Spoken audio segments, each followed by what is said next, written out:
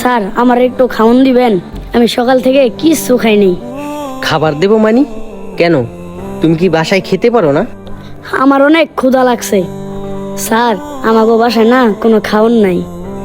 আচ্ছা ঠিক আছে, তুমি ওখানে বসো, আমি তোমাকে খাবার দিচ্ছি।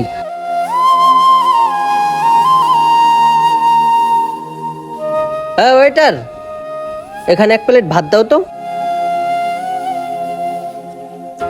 এই যে স্যার আপনাদের ভাত।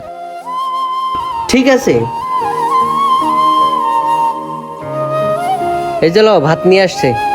এবার বলো, ভাতের সাথে কি তরকারি খাইবা? শুধু কাঁচামরিচ চইলেই হইব।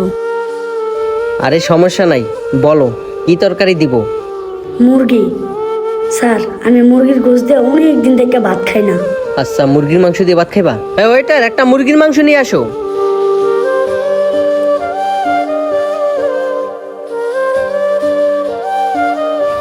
এই যে আপনাদের মুরগির মাংস।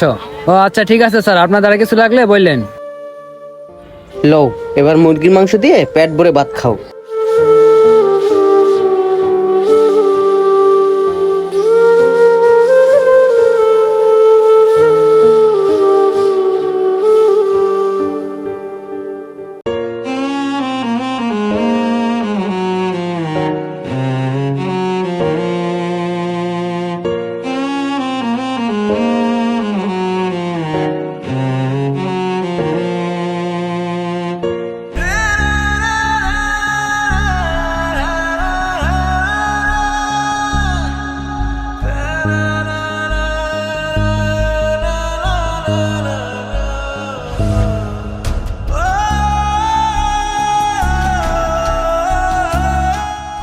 স্যার আমি না আর খামো না।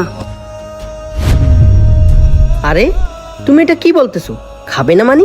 তুমি একটু আগে না বললা তুমি মুরগির মাংস দিয়ে ভাত খাইবা? তোমার অনেক ক্ষুধা লাগছে, তাহলে আবার খাবে না কেন? তুমি এক কাজ করো, তুমি খাবারটা শেষ করো, পুরোটা খাও, আরো লাগলে বলো, আমি খাবার আইনা দিচ্ছি। স্যার আমার মা না এক সপ্তাহ থেকে অনেক অসুস্থ, আর আমাগো বাসায় দুদিন থেকে কোনো খাওন নাই। তাই তো আজকে সকালে বাইরেছি আমার মার লাইগা খাবারের ব্যবস্থা করতে। কি বলো তুমি? তোমার মা অসুস্থ, আর এই খাবার তুমি না খাইয়া তোমার মায়ের জন্য নিতে চাইতেছো? আচ্ছা তুমি আমাকে একটা কথা বলো তো, তাহলে তোমার বাবা কই? আর তোমরা এত কষ্টে আছো, তোমার বাবা কি তোমাকে খোঁজ খবর নেয় না? স্যার আমি জন্মের পরে আমার বাবারে দেখিই নেই। আমি আমার মায়ের মুখে শুনছি আমার বাবা ছোট রাইকাই ফেলাই থুয়ে গেছে গা। আমার বাবা তারপর থেকে আর কোনো খোঁজ নেই। আচ্ছা ঠিক আছে, এই খাবারটা তুমি শেষ করো, আর আমি তোমার মায়ের জন্য আর একটা পার্সেল দিয়ে দিচ্ছি। আচ্ছা ঠিক আছে আঙ্কেল।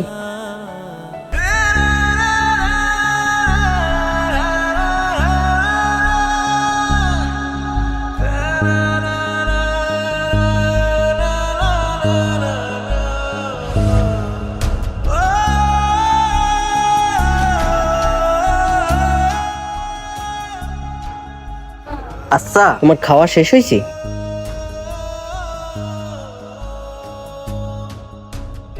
স্যার আমার খাওয়া শেষ। আচ্ছা ঠিক আছে, আমি তাহলে তোমার পার্সেলটা দিতে বলতেছি। এই ওয়েটার, এখানে একটা পার্সেল অর্ডার ছিল, পার্সেলটা দিয়ে দাও। এই যে ভাই পার্সেল নেন। ঠিক আছে,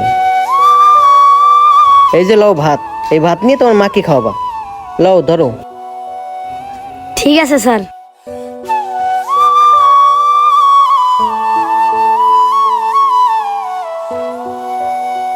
আমাদের এই গল্পটি আপনাদের কাছে কেমন লাগলো?